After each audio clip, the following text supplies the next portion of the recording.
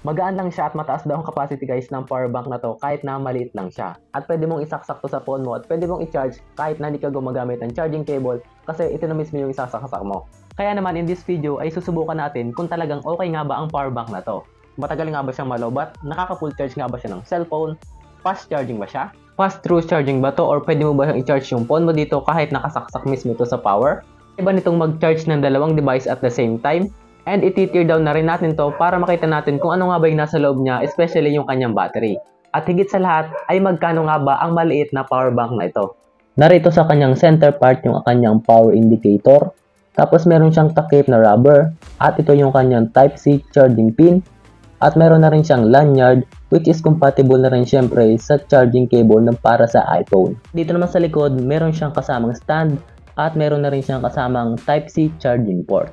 Meron din nga palang iba pang pagpipilian bukod dito. Meron pa silang micro USB at meron din silang lightning cable or yung lightning pin para sa iPhone. Ang capacity nga pala ng small power bank na to is 5,000 mAh or equivalent to 18 watts. Tapos yung kanilang power output is 5 volts, 2 ampere or 10 watts. Kaya naman ngayon, wag na natin patagalin, mag-capacity test na tayo. Unahin ko na nga pala muna dito sa aking iPhone 5 na mayroong 1,440 mAh. Ang oras ngayon is 7:20. So, it's starting na. Ito na guys, itong ating iPhone 5. Full charge na siya. Ayan, 100%. Abot siya hanggang 9:35. Habang meron pa namang 3 dots itong ating Bavin power bank. So, umabot ito ng almost 2 hours and 15 minutes. Ngayon, habang nasa 3 dots pa itong ating power bank, try ko na rin i-charge itong Oppo A3s. So, as of now, siya is nasa 16%. So, try ko siyang i-charge dito. So, ayan, nagta-charge na siya. Eto na guys, nagbi-blink na itong ating power bank, meaning lowbat na. Habang itong phone naman natin is nakakuha ng 77% at inabot na siya ng 11:44 na ng gabi.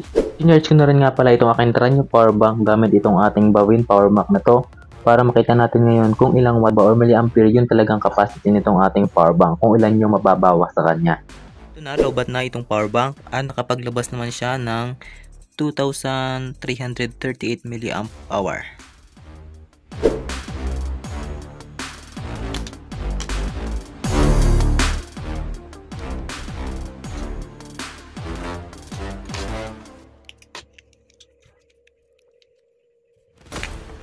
Ayun guys, ito na yung kanyang laman.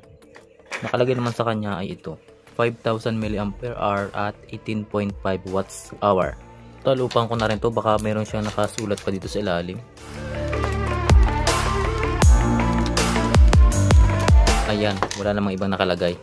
Ngayon naman ay hindi ko na siya ibabalik dun sa kanya lalagyan kasi tetest muna natin siya, try natin kung kaya niya ba yung fast through charging or magcha-charge ba siya sa cellphone habang siya is naka-charge din.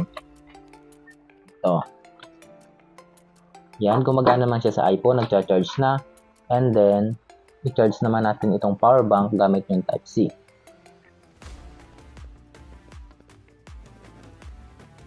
Yun, gumagana naman siya. Ang galing naman ito. O, yan o. Nagcha-charge yung power bank habang nagcha-charge din dito sa ating cellphone. Fast through charging yan. And now, try natin i-charge pa itong ating power bank. Let's see kung kaya niya ang fast through charging ng dalawang device yung magkasabay na nagcha-charge. Ayan o, nagcha-charge siya dito. 5 watts yung kinukuha niya. And dito, ayan, nagcha-charge yung power bank. Nagcha-charge din. Ang galing. Kaya niya sabay-sabay tatlo yung nakasaksak. Iwan ko lang, tatagal to. Yun nga lang, hindi siya pwedeng gamitin na matagal ng nagcha-charge ng sabay-sabay kasi talagang umiinit dito. Dito, ayan. Basta sa pag-test ko guys, okay naman tong power bank na to kahit na maliit lang siya. Talagang maganda yung feature niya. Meron siyang fast through charging. Pwede mong i-charge tong device na to and at the same time, pwede kang mag-charge at sabay-sabay pa. Yung dalawang charging pin niya, itong Type-C at itong iPhone. Yun nga lang, syempre wag natin gawin yun kasi talagang iinit to. Kasi sa liit ba naman ng motherboard dito sa loob tapos wala pa siya ganong butas na sisingawan ng init. Talagang possible na mag-overheat lang. At maganda rin sana yung kanyang battery na 5,000 mAh. Yun nga lang, medyo luma siguro tong nakuha ko. O kaya naman is nasira na rin kada experiment ko. Matagal ko na nitong ginagamit. Like ko siyang sinasaksak sa mga gamit ko dito. Kita nyo naman dati ko ba itong nabili. Siguro nasira na rin yung kanyang motherboard dito sa loob. At ang price nga pala ng power bank na to ay ayan, ilalagay ko yung link natin sa description below tsaka yung sa totoong Bobby na store para mas kung bibili kayo is piliin nyo na lang yung fast charging para mas maganda. Ito kasi nakuha ko is hindi sa fast charging kaya medyo down din ako dito. At ito nga, as you can see, hindi ko na binalik yung battery niya kasi itong battery niya 5000 mAh ay dito ko lalagay sa speaker na to kasi yung battery nito low bat na. Matagal na rin. Binigyan ko to ng review dito sa YouTube. Kaya ang gagawin ko, papat ako ng battery, ito ikakabit ko.